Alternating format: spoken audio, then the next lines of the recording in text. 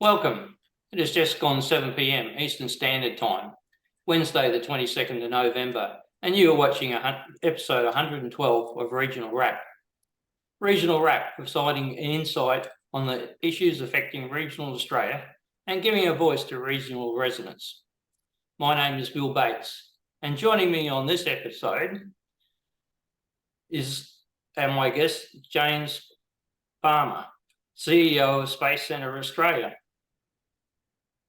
Starting his working life plunging to the depths of the ocean as a submariner, James is now steering Australia's dreams to the stars. With over 20 years' success in engineering, information and communications technology and aerospace, James is a passionate and visionary leader who strives to make space accessible for everyone. As the CEO of Space Centre Australia, he will oversee Australia's first large-scale, multi-use spaceport, designed to be a collaboration space for the advancement of the Australian and international industry sector. James has a proven track record in managing engineering departments, divisions, and operation, as well as shaping strategic engineering direction for high-performance information technology and infrastructure applications. He excels at team building, relationship management, communications, contracts, suppliers, technology vision, policy, statutory and regulatory requirements, risk management, resourcing, and delivering the best commercial outcomes. James is also a chartered engineering executive, a companion of Engineering Australia, and a freelance consultant for various space-related projects. He is committed to fostering innovation, sustainability, and excellence in the space industry and beyond. Welcome, James. Thanks very much, Bill. That was a very long intro. Thank you very much. It's quite interesting in regards to if you look at your resume, you've done everything and been everywhere. Now, but just to start off, I'd like to get a bit of background about your misspent youth and things like that, and how you became a submariner, because that's not something a lot of people go into, and people like myself would rather stay on dry land.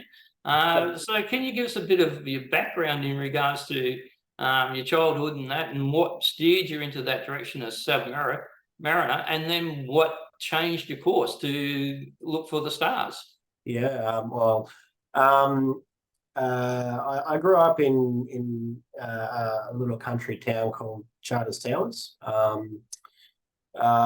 Basically lived in Townsville for a little while after school. Had always had a want to join the military.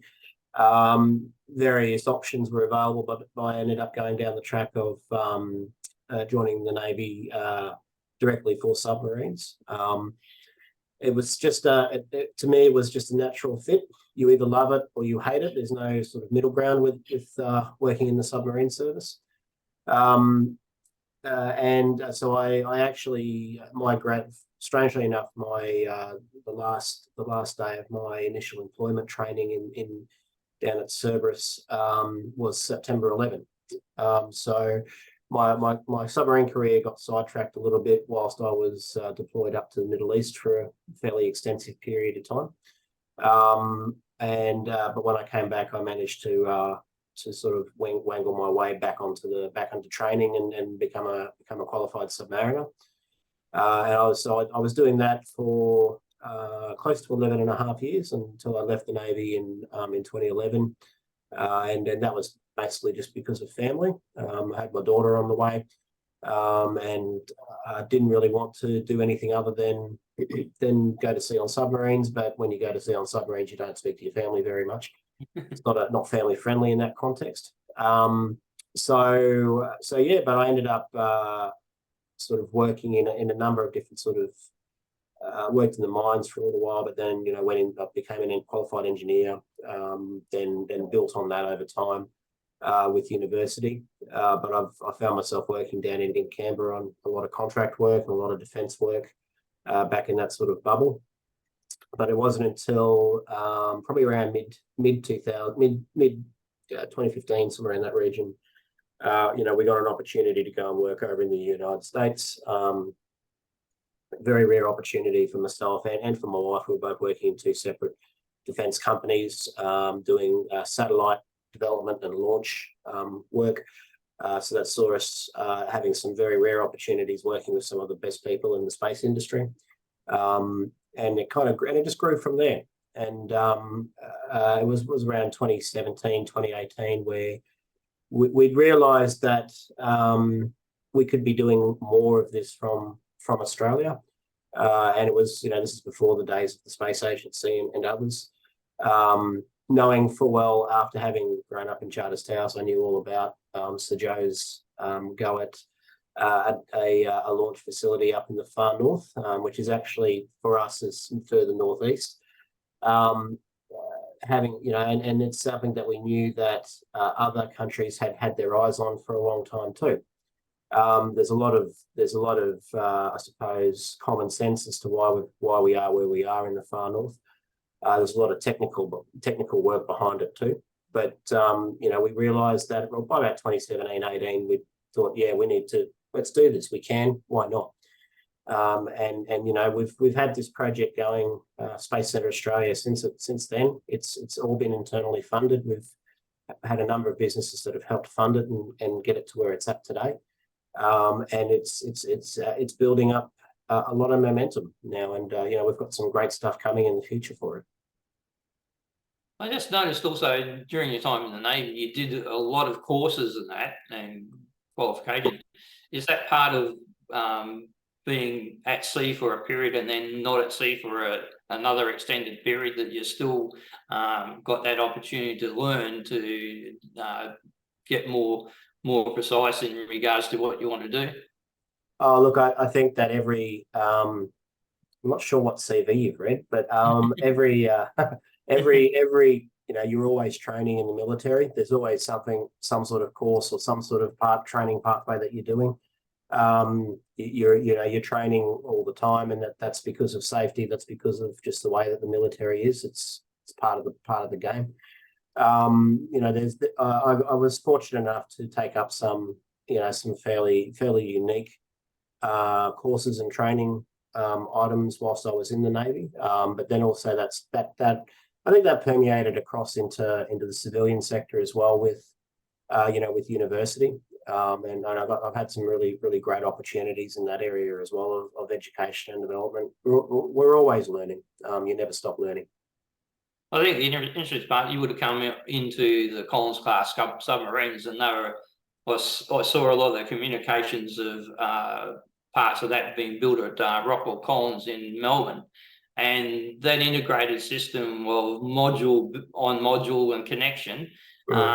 It was a big change in previous technology. So I suppose that would have been part of the introduction to sort of communications and technology integration sort of thing. Yeah, well, I worked in electronic warfare and communications in the Navy, and it actually strangely draws a comparison to space technology as well. If you can imagine a submarine, which is a steel hulled vessel with a whole heap of quite sophisticated technology in it, a whole bunch of people in there, put it all together, and then it goes into a hostile environment, which is underwater. Very similar to a lunar module or a space shuttle or a capsule that has people in it in space. It's an interesting comparison. The communications side, obviously, I worked in comms and IT quite a lot, and that also permeated across into my civilian career. And that's where I saw myself working in some fairly remote and unique locations on satellite communications, and also in terms of satellite system development as well, and launch activities. Well, Australia's had a bit of checkered history with space industry and rockets, missiles. I mean, if you go back to the late 50s and early 60s, right even through to the 70s, we're up there with some of the best of them, and we're the third country in the world to design, build, and launch our own satellite. So and that was in 1967. So we had a reasonably good base to start with, but it dissipated. Do you ever look back, have ability to look back on that and see what went wrong in regards to why didn't we just keep forging ahead? Look, I think that, but there quite regularly I get asked by people, why hasn't the government done this, or why hasn't this already been done? Very similar to what you're saying right now. It's an interesting one, because if we look at it, if we do a comparison between when Kennedy Space Center and Canaveral were built, that was in response to the Cold War, post World War II, and where they built it in the Florida region, well, it was all swampland. It was uninhabited. Society built around it over time. I think back in the 80s, Sir Joe had the right idea, but I think at the time we lacked the technical maturity and the financial maturity to actually see it through. In terms of, when you build people need to understand that when you look at launch as a big sector, or rockets or what have you, it's actually, the rockets are just one part of what is a massive ecosystem. It's really, you could segment it into upstream, middle stream, and downstream. And rockets service are those three sort of streams, or launch vehicles, I should say. But by that same token, the bigger the vehicle and what you put on it, the level of complexity goes inherently up. And so what you need is, significant amounts of infrastructure to be able to manage that and manage that risk and manage that complexity. And that just inherently takes time to build. You can't just simply have billions of dollars. Even if you do, you couldn't just run straight up and do it yourself, even if you owned your own piece of land and had no barriers. It would still take a long time to achieve. That also, I think, if you look at it from a scenario where we've had many successive governments, we've had many. And with each government, they'll have their own priorities. They've got their own strategies. They've got their own vision. Sometimes they're short visions. Sometimes they're a tad more strategic. But when you look at an industry like this, much like how, for example, the defense industry operates, you need to have a long-term strategic vision, and you need to stick to it. If you deviate off that vision, then inherently all of those complexities will just fall apart. And the other thing is it's a fairly expensive operation to design, build, and then launch a space payload. So it really was the domain of governments for so long, it was. And also even in Europe, the European Union actually got together and had that design a space program. The Indian one is really all government funded. But I think the real change just comes with and entrepreneurs and very, very rich people like Bezos and Elon Musk entering the stage. Do you think that was a helpful catalyst for your sort of moving forward? It's, when you try and compare to what happens in other countries, especially the big one that everyone looks at, the United States, it is hard to go apples for apples on that. The main reason is that when you look at the late 90s, when space wasn't really commercial, it was all government still. NASA was the big dog, and so on. And then that whole model sort of got turned on its head after 9/11, and priorities changed. And even the Obama administration was nowhere near as supportive of the space industry or the sector by comparison to his predecessor. And you had scenarios where people like Elon Musk, who made a lot of his money working for government in his earlier days, and obviously sold out from his software company and so on. And he's a very smart man. He knows how to make money. He's very good at what he does. But what he did was really revolutionize the commercialization of space. And could really demonstrate that you can move faster with this, and that's a great thing. But by the same token, it's there's still a huge amount of unknowns in the industry, and especially when you get away from Earth, and what comes, and then the whole paradigm of what comes back to Earth from out of space as well. And so that there is still a lot that we don't know, and that in its own right takes time, and you do have to have a degree of caution against it. If I were to try and compare that to Australia and the way that our industry is and where it's going, well, we're still very early days. We still have a lot to do with the way that we as an industry grow, the way that we work together. Also, government, again, this sort of goes back to strategy and strategic thinking, right, and vision. Governments come and go so quickly nowadays, and so do ministers, so do approaches. And I'm not being critical of anyone, but when you try and use that as a supporting mechanism to an industry that requires long-term vision, it doesn't work. And so this is where it comes down to private businesses and companies, people like us, and there's a whole bunch of other really good companies here in Australia, to really forge ahead and try to do it themselves. So, but by the same token, you've still got to work with government. You still have to be collaborative. If you act in a combative way, or you don't ever go to them with your hand in cap, thinking that you're going to get money. It just doesn't happen that way anymore.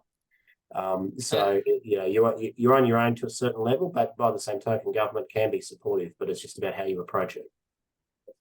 With the space industry moving away from that nationalist fervour to like first man in space, the first man on the moon, and all those things, to the commercialisation of space, does that provide a number of niches for different companies? Because there's now a number of players in Australia. You've got people who are, I think, up in the Northern Territory area. There's a place, I think, Bones on the horizon for installation, and then you've got yourself at Weeper, up towards Weeper and that. So is a lot of the basically thought in regards to what people like yourself, Space Centre Australia, is, do you look at all those niches and see what fits your model best to pursue, or is it a more a wide spectrum of things you look at? Look, I think that we've got a fairly robust approach to what we're doing, and it is about building the infrastructure. And that's from the bricks and mortar right through to governance and management and safety of people, environment, and assets. The ecosystem, if you were to look at it broadly, there is a lot there, and it is massive, and it's ever growing.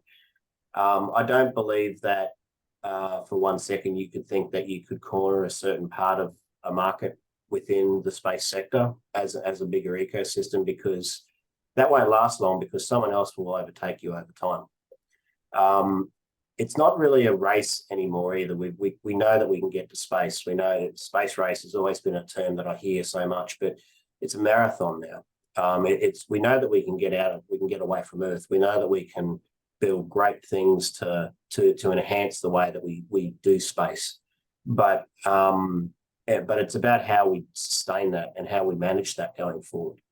The biggest thing that worries me, that keeps me up at night, is safety. We've got to, whilst we look at, with a lot of companies aspire to the SpaceXs and the Blue Origins of the world. I think by comparison, SpaceX is moving the absolute fastest.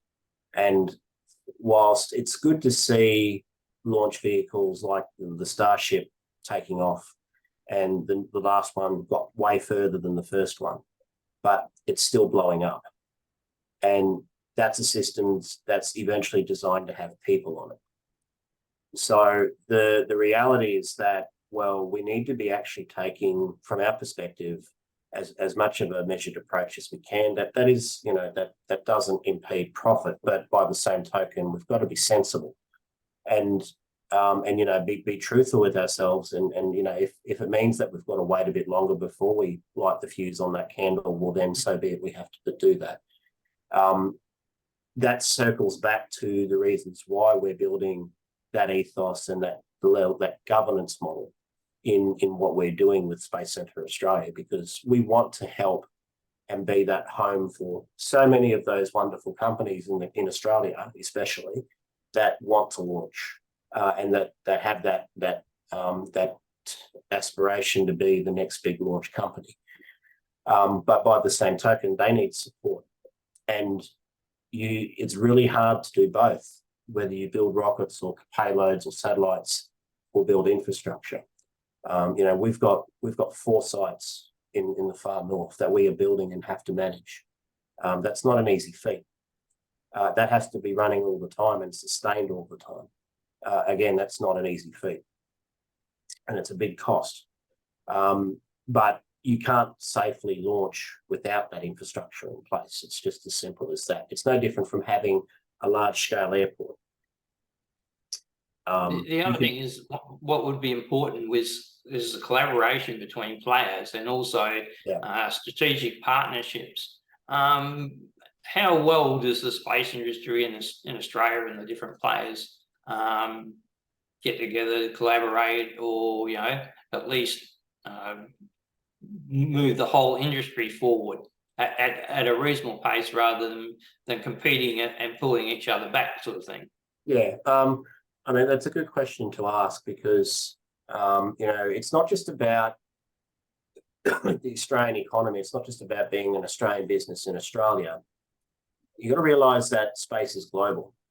That's what's the driver behind it. It's a global industry. It's working with other countries. It's working on massive collaboration projects. Artemis is a great example of that, where there are so many countries a part of the Artemis Accords, where, you know, the reality, you know, to us, it's like, well, you know, you need to work, you need to, obviously, you've got your own business priorities, you've got your own needs to make money and to be profitable and to keep your head above water, and we respect that. And you can still do that quite well, exceedingly well. But by the same token, you're going to be more successful if you're willing to work with others and you know, do that in the right way that is complementary to each other, and the outcomes will be way better. You know, and the thing that, you know, I mentioned airports before, where, you know, airplanes that come and go, they're certified to land there or take off from there. And sure, it costs money every time you land or use the facilities. That's just business. That has to happen. But the airports all have to be able to work with one another, because if you have an airport that goes out of commission due to bad weather, where are those planes with next to no fuel lift on them are going to go? They have to go to another airport that will allow them to land. So in terms of spaceports, it's very similar, not that context of airplanes, but making sure that we all understand each other's operating parameters and that we're the right spaceport for that launch. A good example would be launches to the south to sun synchronous orbit. We don't do that from where we are, because you're launching a rocket over the entire continent of Australia. That's dangerous. If something happens and it comes back down, there's real risk of a person being hurt or environment. Whereas there are launch sites down in the southern parts of Australia, you've got you know, Southern Launch and you know, WA Spaceport's sort of there getting built. That is the perfect place to do that sort of work, because you're launching over the ocean where there's minimal harm to people, zero harm to people, and minimal harm to environment. So, but that's about also ensuring that when a potential launch customer comes to me and says, I want to do Southern Sun Synchronous launch from Space Centre Australia, we will say, no, that's not appropriate. There's a couple of other companies further south that you can work with, and we'll introduce you to them. So that's how you've got to collaborate and work together from the spaceport perspective, as an example. Just in regards to picking location and what's available, of course, your latest acquisition is you'd be almost in New Guinea if you're any further north, or you'd be in the middle of Torres Strait. So I'll just do a screenshot here of a piece of land you were interested in and got under contract, I believe. Yeah. Now that's a nice parcel of land. It looks like a good tourist destination, actually. So what was it, just opportune time that came available, or was it sort of in the picture from prior times? We have a fairly extensive strategic development plan for SCA. Now, part of that plan is to have a safety monitoring and surveillance capability in the as far north as possible, along with directly east from where we are. So we've got the eyes. Obviously, we've had our eyes on the Bamaga region, which is that area. But that's Utingu that you're referring to, the site that we've got. And the other area we've got is Lockhart River, that we've got our eyes on as well. And it's still very early days with Lockhart, but with the Utingu site, it is there for safety. It is there for range control and tracking, and for airspace and maritime range control. You put in, the idea is that there'll be radar systems there that will help us with ensuring we've got adequate coverage of those areas, because you need to have that in order to be able to do a safe launch. You need to know what's in the air all around you. You need to know what's in the ocean all around you as well. And you need to really have a historical context of that. So we're not expecting launch work to happen for a number of years yet, but now is the time to have that infrastructure in place so that we can have that historical data. And that gives us a much better picture moving forward when we are at the stage of doing launch, to be able to forward predict and control what's in front of that launch vehicle at all times. Just to give the audience a picture of its actual location, I'll just give it another screenshot. Your area is down here on the right on the tip of Australia, and the Torres Strait and New Guinea's across the road. Yeah. And to give the people a bit more of an idea, this is far north far north Queensland, and most people would know Cairns, and you're right up here at Barraga. Near Bamaga. It is, and then Lockhart River's over here. The logistics in regarding to getting infrastructure built in those locations is somewhat a challenge.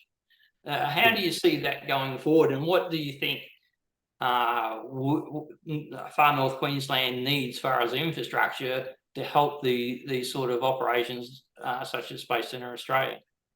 Well, I mean, from our perspective, it's a challenge, but not impossible.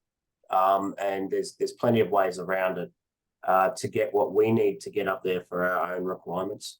But it's a good question to raise in terms of infrastructure, because even with other large or medium or small scale projects that are in rural or remote areas, sustaining those capabilities, keeping them going, is a challenge. We're working quite closely with a number of government departments at the state and federal level to do with the road development for the Peninsula Development Road between Cairns and Weipa. We're working quite closely with the Weipa Town Authority as well. There's a huge push there to look at Weipa becoming what's called normalised, so becoming a local council, or coming under the remit of another local council, shire council, such as Cook Shire. There's a lot of municipal services that need to be built and developed over time. We're not in our region, in the Cape York region, we're not alone in that respect. There's a lot of this common issues like this are felt in Northern Territory, and they're felt equally in remote areas of Western Australia, and even further, and even to the south. It is a very difficult task, and it is hard to get, again, not impossible, but it is hard to get that sort of level of exposure and to get the spotlight put on up in the far north. But to date, we've had a wealth of support from the relevant federal and state ministry portfolios and departments. And it is a long journey. It requires a lot of work. It requires a lot of collaboration. You're obviously competing with a lot of other priorities as well. And that again requires a very solid strategic vision and patience. And it sort of circles back to what I mentioned earlier about we could have all the money in the world right now, but we still would be in the same spot. There is just so much, there is quite a lot to do, but we're determined to do it.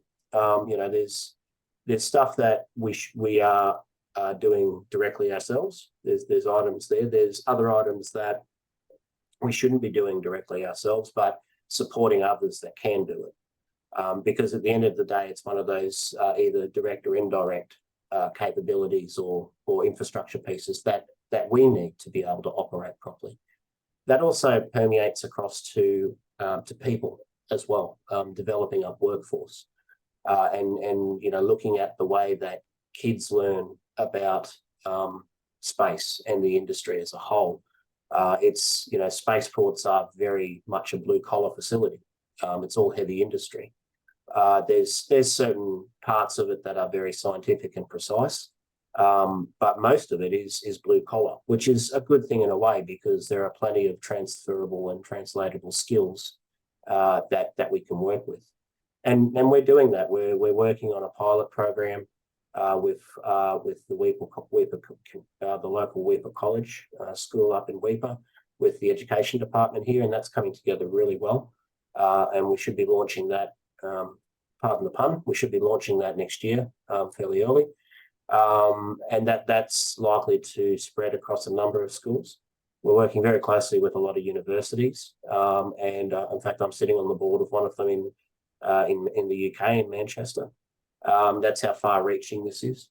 We're working very closely with TAFE, and we're also going to be putting together, scholarship opportunities and cadetship and traineeship opportunities for Space Centre Australia, because it's the right thing to do. We have to do it. We're not going to be able to have a sustainable workforce or sustainable infrastructure, which means big facilities like these will be very difficult to operate in the future. Well, I think with space, it always captures young people's imagination anyway. So I think the schools and universities are fertile ground for future workforce. But just getting back to infrastructure, any major infrastructure, you usually need a lot of things, like a lot of concrete, a lot of steel, and then you need a source of power. Delivery of those physical items like concrete and steel, roads, good roads are essential, or a good port. Those sort of things are necessary part of the infrastructure.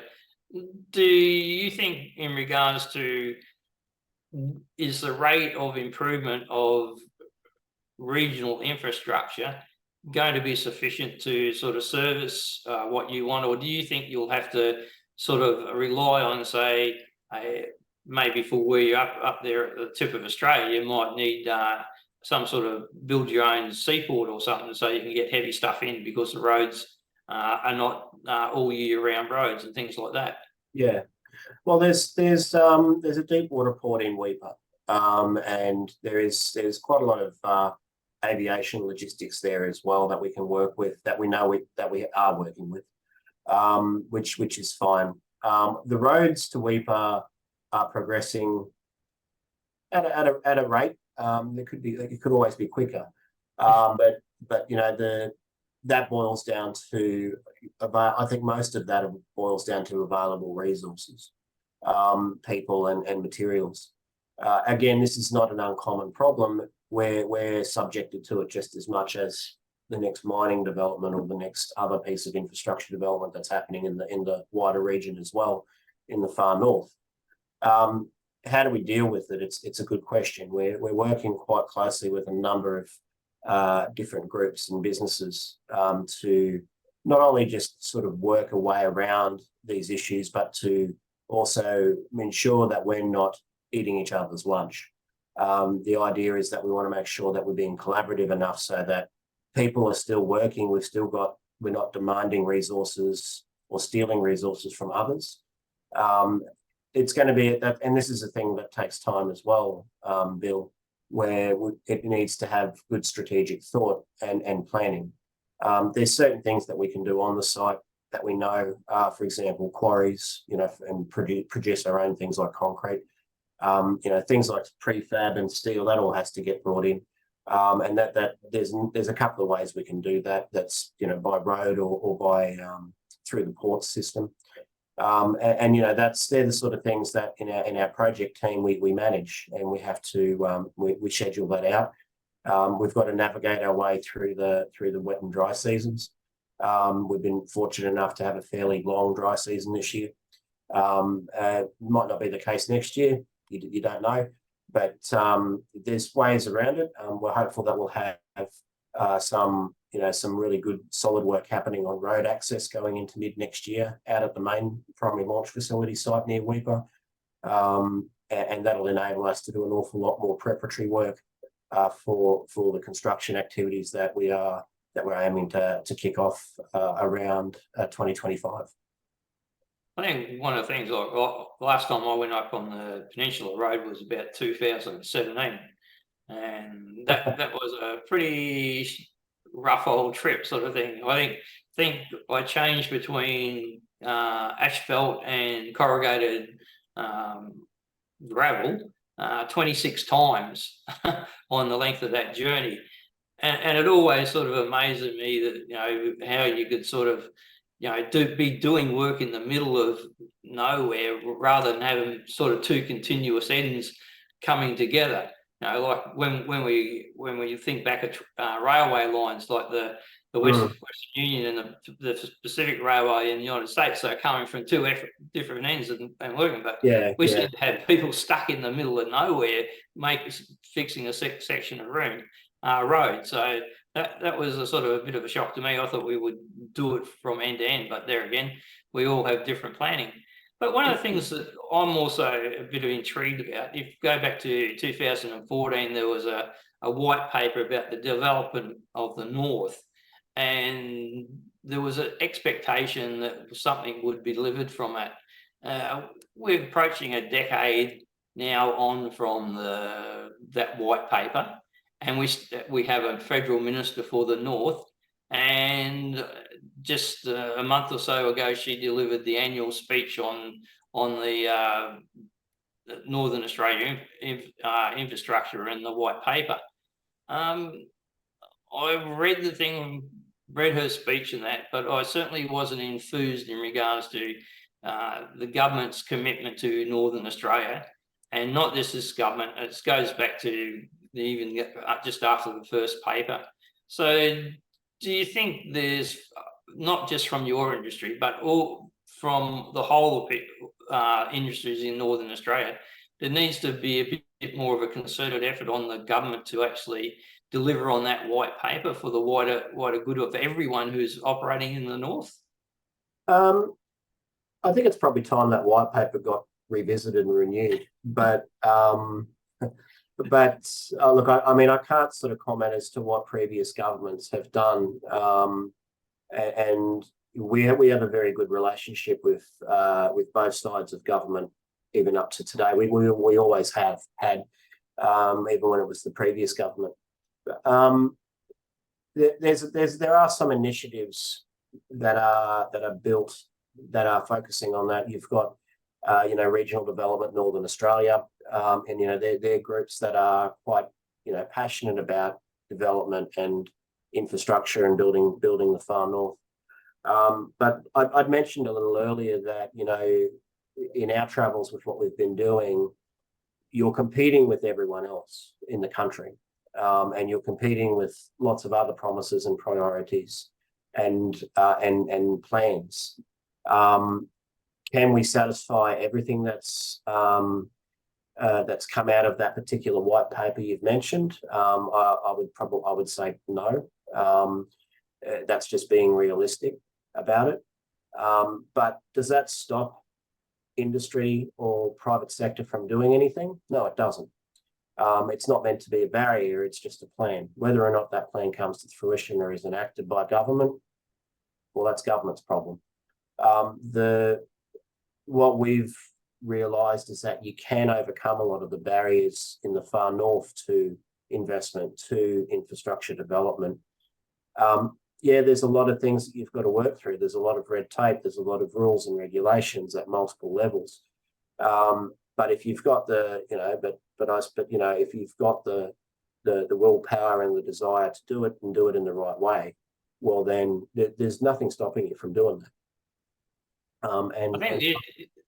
I think the issue with the white paper was that it was supposed to be sort of a nation building, wealth creation platform, so it could look at infrastructure like water, roads and things like that, that allows commercialisation, better commercialisation and better private investment in the north. But I don't think it's even doing the basics in regards to providing for what's already here. Well, quite clearly. We know in Cairns, like we're going to go to a half-baked idea of pulling water out of the Mulgrave for the next 15 years. Yet at the same time, we're talking about building Cairns into 250,000 people or something like that.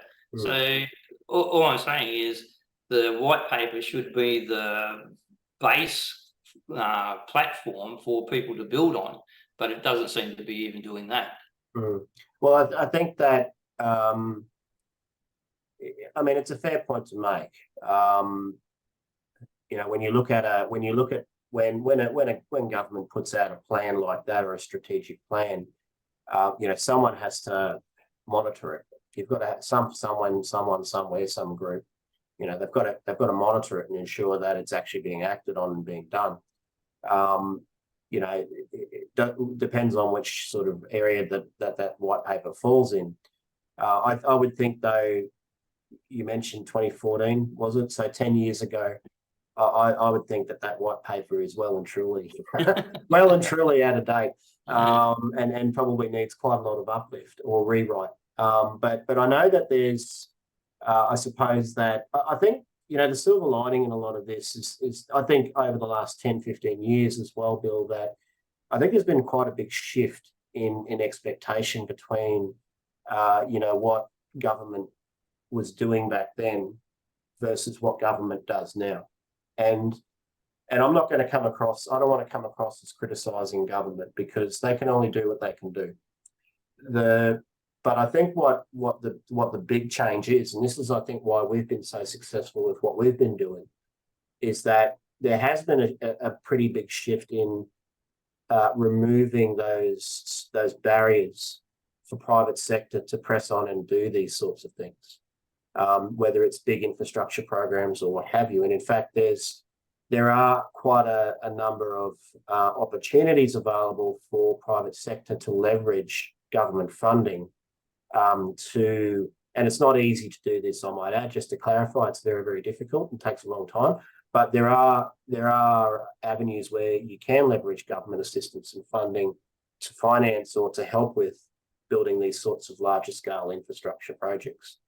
And I think that especially nowadays with the way, especially after COVID and all those sorts of major events that have really, really severely impacted us, I think that it's even harder for government to perform the way that they have done in the past.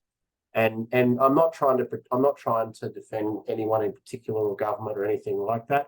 It's just an observation.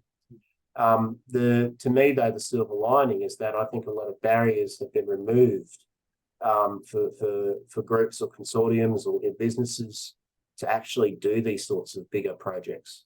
And I think ultimately that's a good thing. Well, there's things called major project status. I mean, if anyone can get get major project status, that clears away a lot of the problems in regards to the government makes the effort to sort of get everything, all the barriers consolidated in one area and deal with them in an effective manner, rather than sort of you get to this stage and you get the next barrier. I mean, they go out of their way to give major project status to renewable projects. Like I think they gave major project status to the Murchison gas hub in Western Australia, and it was only it was nothing more than a sketch on a piece of on a napkin, basically. And I find that completely insulting that there's a emphasis on giving a major project status to one thing and not something else. Like my big beef is, again, Northern Australia, the Iron Boomerang project. Why that hasn't got major project status after all this stage has got me beggars belief. And the other thing is the Northern Australia white paper. Actually, I didn't even realise it was still actually activated, because I thought it was just 2014, eventually faded away along with Abbott and that. But they actually have it. Then I found out the Madeleine King speech, and they actually have a report to Parliament every year. So that was a bit of a surprise to me. But yeah, I mean, we've got limitations with the government. But do you think that success of private enterprise and like organisers such as yourself and others who achieve and make those moves and get results is an impetus to get the government stop dragging its feet and build the public infrastructure? I'm not talking about funding people like you or your company or that, but I'm just talking about the basic infrastructure of roads that opens up economic activity. It gives an opportunity for the Indigenous population in Arakoon and Lockhart River and that, if they had all sealed roads to the Cape and something that can carry BWs 367 days a year, 66 days a year. It's an interesting point, because one thing that I've noticed is that when you talk about places like the far north, and look, I'm from Charters Towers. I've lived in Townsville, I've lived in Cairns, I've lived up north. Like I'm a local, right? And I want nothing more than to bring the best for the far north. And I'm hoping that by what we're doing is at least doing something about that. I'm sure it is. But by the same token, when you look at upgrading, civil infrastructure across the board here, we talk about a road and we build the road to Weipa. That's great. What does it do though? It opens up a whole dynamic of population that can travel up there. And that's great too. More economic development, more money being spent in the region. But the region itself also needs to upgrade itself, because previously it was only used to a certain number of people or a certain type of demographic, the four-wheel drivers, to be able to get there. And that's by comparison a lot less than the average family with their sedan that now all of a sudden can drive up to Weipa. So it means that there's an impact economically, and it's a bad impact if it's not dealt with properly, on accommodation and all those municipal services and all those sorts of things. So it's one thing to say that we want to move forward and build all these pieces of infrastructure. And I agree, it should be done. It has to be done. But we also have to look at the wider picture and what those impacts are. And that is really difficult to do. And it's difficult to predict. And this is why, what we're doing, I have a genuine concern that, we have to make sure what we're doing is done right, because will we be successful I look forward 10, 15 years, will we be successful by then? Or will we have actually just become a massive burden on the region, because we've brought in this whole new industry, this whole new demographic of people, and what is it going to mean? They're just going to live on site in the middle of SCA? But no, it has to be the community. It has to be involved with the community and live there and integrate there. But that again, it takes time. You can't just simply knock it up overnight. Now, it was interesting. When I was a Weipa in 2017, and the Peninsula Road was, gradually getting built.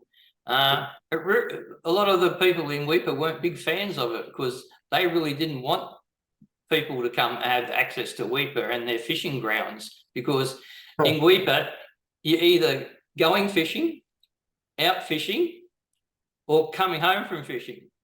And it's a big, and they just don't want all these bogans coming up there too easily. So it's a quite an interesting sort of way that people set themselves up and used to things, and then some sort of change has got to come through.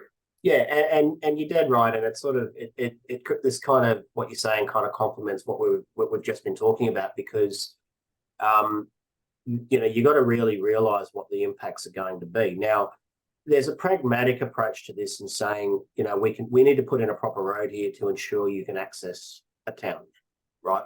And that needs to happen. That should be there. We're in a first world country. It should be there. It should be like that. The expectation is high, but when you look at that's a very granular example about going fishing. I've seen a lot of other negative impact in the region, littering, fires being started because people hurl bottles and stuff out the window. Alcohol is a big problem where people don't understand the limitations on alcohol usage in certain areas in the Cape and the far north. There are bans. We know that there are bans, but still there's bootlegging and sly grogging happening. There's all these other things that, when you open up the doors to that, it can bring those sorts of negative impacts across. So again, this is where it circles back to really, you've got to think that through. You've got to have a really good strategic plan, and you've got to understand that it's going to take time to get those things in place and those protections in place. Because otherwise you're going to it's a cascading effect. Otherwise it's not going to bode well for the community that's there. They're not going to be adopting of it. They're not going to like it. And that keeps me up at night, because I want to make sure that we're doing the right thing by that community, by Damager, by Lockhart, by Cairns, and the wider region. Because what we're doing is fundamentally, very life-changing for a lot of people. And so it's the same deal as putting in a road or another piece of infrastructure. All those impacts have to be assessed, and you need to make a good decision based on that. Yeah, well, it's quite interesting you picked up on the point of litter. I just don't get it in regards to Australians. Australians, for some reason, just think they can drop their stuff anywhere. Like, it's unbelievable. It's like something we've missed out on our child raising or something like that. But you can see after events and things like that. I mean, fair enough, they're going to have people come and clean up, but gee, do you have to drop everything on the ground? And then, yeah, I've seen it. I don't think it's just Australia, Bill. I've seen it and I've seen it in New York. I've seen it all over the world. I've seen what happens I've done 10, 11 years in the Navy. I've seen what happens in the ocean. And I think it's certainly a massive problem. Even the basics, like you say, cleaning up after yourself, right? It's what can you do? It's this, but then I mean, even when I've seen the old cliche. The most ironic thing is when you see a rubbish bin in the park, and the rubbish is on the ground next to the rubbish bin. So I get where you're coming from. It is a problem. Certainly is. Just moving on in regards to just locally in Cairns. Obviously from Charters Towers. Charters Towers go back to the 1890s. Was probably the biggest town in Queensland. Had its own stock exchange. 103 pubs or something like that, I imagine. Northern Australia, Northern Queensland in particular, has always had the potential to, for wealth creation. Do you see any projects that that should be sort of looked at that may sort of further that potential in the near future? Yeah, just as a citizen of Cairns in the far north. Yeah. Look, I think that there's a lot more we could be doing with energy production, and I don't mean more solar panels or wind farms. I mean geothermal. There's lots of that activity where we're looking very actively at that as a power source for our project, but that's a wider community thing as well. The copper string is a pretty good idea. You could expand that out. I mean, there's a lot of things that you could do there. I think also, we could look quite a lot at bringing manufacturing back up to here. We've got plenty of areas that we can do that. Also, in terms of more modern technology, bringing data centers up this way, bringing better communications and satellite communications. It's an interesting point is that, most of the world's major satellites are on an equatorial plane.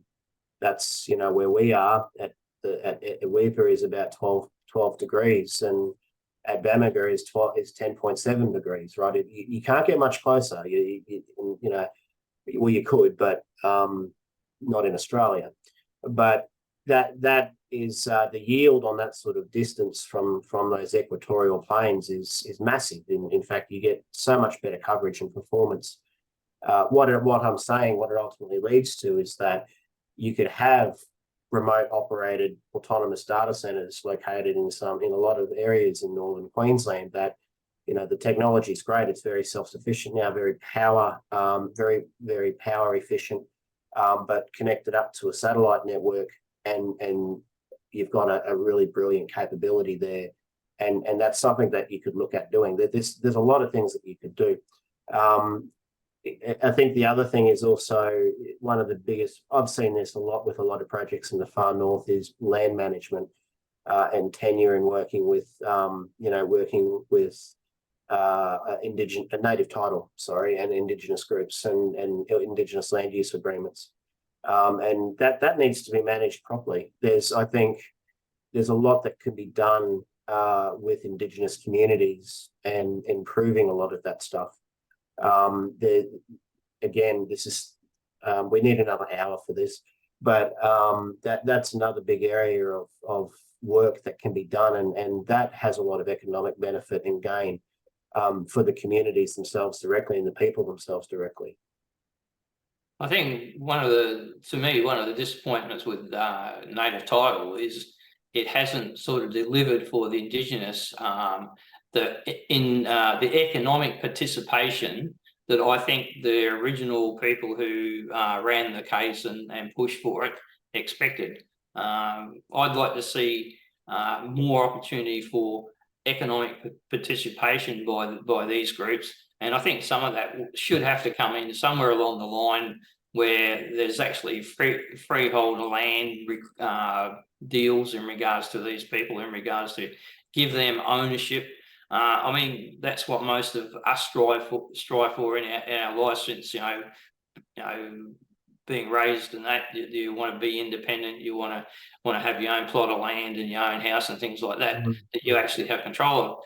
I think that has to be one of the keys in the conversation for Indigenous communities. Is somewhere in there. There's got to be the freehold title mix for them. Well, I think there's more to it as well. I think I mean, our 3 sites there across both freehold and native title land between them, but there's more to it in the sense that it's not just about going to Indigenous communities, or just we actually would much rather just use the term community rather than the difference between Indigenous and non-Indigenous, but everyone, right? But it's not just about identifying and going there and saying, hey, we can give you this. It's actually about asking the community, what do you want to see? What would you like as well? Because it is their land, it is their place. It's not I don't mean it by native title of land. I mean it by it's where they live, and because they want to live there. So it is really about making sure that they also have the opportunity. The community has the opportunity to tell some people like me, well, this is actually what I want to see, and you've got to listen to them. Otherwise, you're just going to get nowhere. And it's about working. It's about being collaborative. And you just have to do that. It's no different from any other place that you do a big infrastructure development project. Yes, we can only hope that there's more opportunities coming ahead in the years ahead for the Indigenous people, especially up like Northern Australia has got the bulk of the Indigenous population. So if we can do anything to plot a better course that involves economic participation and growth for those people, so much the better for all of us. Yeah, look, and there's an awful lot that we're doing in the background on that matter, and there's a lot more that can be done too, and we're looking at as much as we can. We recently just donated a whole container load of desks, chairs, essential furniture, books, library books, stationery to the local Indigenous school in Napranum. So that literally left Cairns a couple of days ago. So shout out to Carpinteria Contracting Champions. Thank you for your help. And the Click and Arthur Christian College over in Napranum, they'll get that container load of really essential stuff that they need soon. And we're just doing that because we can, and they need it. And we want to try and inspire kids to do better and to go to school and to learn and to see what opportunities will present them going forward. So there's a lot that we are doing with the community and within the community, and we're going to have our little office open there soon as well in the Weeper Shopping Centre, and I'm looking forward to cutting the ribbon on that soon. We'll get ourselves more integrated, and we'll just keep working away at it. I think one of the most important two things is, even for your own workforce, and that is amenity in these areas. So some of those remote locations where, like if you're looking up to right up near Bamaga, what things do you think you would be looking at for amenity for your workforce?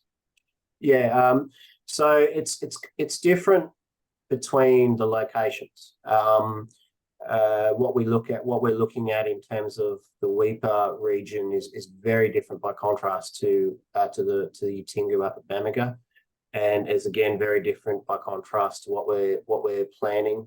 We haven't made any moves yet, but what we're planning and looking at with Lockhart. There's I think the main thing is that we're very different to what's currently there. There's the mining sector is the dominating industry in the Weeper region. The reality is that we want to give as much opportunity for SCA's PLF, the primary launch site facility. A lot of that opportunity needs to go to the local community, and we're not doing it as a requirement. Again, it's just something that we think is the right thing to do, and it will help with integrating SCA further into the community. And I want the community to actually, when I'm up there, it's not my project, it's not SCA's project, it's everyone's project. And that's the way it has to stay, because there has to be a sense of community ownership of SCA in that area, because what we're building is going to be there forever. It's not a short, sharp hit. It's not one of those smaller paper plate launch facilities. It is a big piece of infrastructure with a lot of complexity and a lot of things to it. And so we have to make sure that it's integrated and that it works with everyone. And we're very open publicly about that. We're always happy to talk to everyone, and that'll continue. Well, I suppose the thing is, being a long-term project, you've got the opportunity to refine this integration and contact with the community. Yeah. Which is helpful. And the other thing is, even before the project's actually built, there's other things that have to happen, that probably also provide a benefit for them as well, and they can see what is coming in the future. Yeah, there's two very distinct phases. So you've got the development phase of the project, and then what will happen alongside that development phase is operations. So there's a transition point. But the development will take a long time. There's a lot of that we need to do. There's a lot of work that needs to be done over the next 10, 15 years. And we want to get running as soon as we can at the right time, which, the target's around year 25, 26. And that'll be for some minor work in terms of that kind of launch work. But I think that we'll still be developing SCA going into the end of the decade. And that's just because of the magnitude of the project. A $1.1 billion project isn't going to come up overnight. And so we need to really factor in the community, and not just the current community, but the kids that are growing up and coming out of school. And not all of them are going to want to do this. We understand that. But I mean, we want to make sure that there's enough opportunity and there's enough inspiration there for the kids that want to be a part of the space sector, that want to be a part of SCA. Well, then the opportunity's there. I think that'd be a welcome thing from the community. Look, we've just run over the hour. We'll just wrap it up. If there's any sort of last sort of statements or one-up you'd like to say? Thank you very much for having me on. I appreciate the reach out, and always happy to come back and give you an update and your audience an update on where we're at. I think that if I could, we do have a pretty good online presence. We've got a pretty big website. We've got a LinkedIn page. We're on Facebook. We're on all the Insta socials and everything. I'm still getting my head across Instagram, but that's showing my age. Just interact with us, reach out, connect up, follow. We've got plenty of ways of getting the communication across, and emailing us or texting to us. Just reach out if you want to know more about what we're doing. There's plenty of materials online, but the doors are open to talk. And for anyone that's watching or listening, we're only just a click away or an email away. We'll have our headquarters in Cairns opening up soon in the coming year. And so there'll be some more announcements about that. It's a bit early yet, but there'll be some more announcements about that coming out soon, which we're really, really excited about. And Cairns will be our headquarters. We're not down south. We're from the north, and that's where we're going to stay. Well, thank you for that. We'll be when we post this episode to YouTube and the Facebook pages, we'll be putting that website link on with the story as well. Oh, wonderful. Thank you. If you just hold on the line for a sec, I'll just do an outage. Thank you. If you enjoyed today's show, please like, share, and subscribe to our Facebook page, and also subscribe to our YouTube channel. Join me again next week for another episode of Regional Wrap. Thank you.